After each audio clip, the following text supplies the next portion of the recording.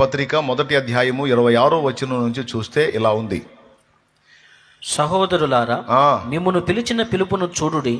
మీలో లోకరీతిని జ్ఞానులైనను ఘనులైనను గొప్ప వంశము వారైనను అనేకులు పిలువబడలేదు గాని ఏ శరీరియు దేవుని ఎదుట అతిశయింపకుండునట్లు జ్ఞానులను సిగ్గుపరచుటకు లోకముల నుండి వెర్రి వారిని దేవుడు ఏర్పరచుకొని ఉన్నాడు. ఇప్పుడు చూడండి, ఏదైనా మనం ఒక పనికి ఎవరినైనా నియమించాలంటే మంచి జ్ఞానవంతులు ఎంచుకుంటామా, పిచ్చోళ్ళని ఎంచుకుంటామా?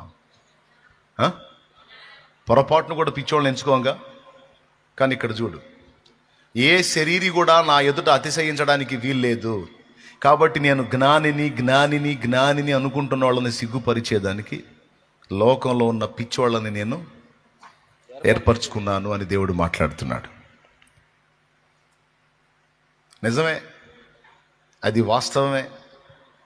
అంతేకాదు, ఇక కింద చూస్తే చదవండి. బలవంతులైన వారిని సిగ్గుపరచుటకు లోకములో బలహీనులైన వారిని దేవుడు ఏర్పరచుకొని ఉన్నాడు. నంబర్ 1, వెర్రోళ్ళు అంటే పిచ్చోళ్ళు.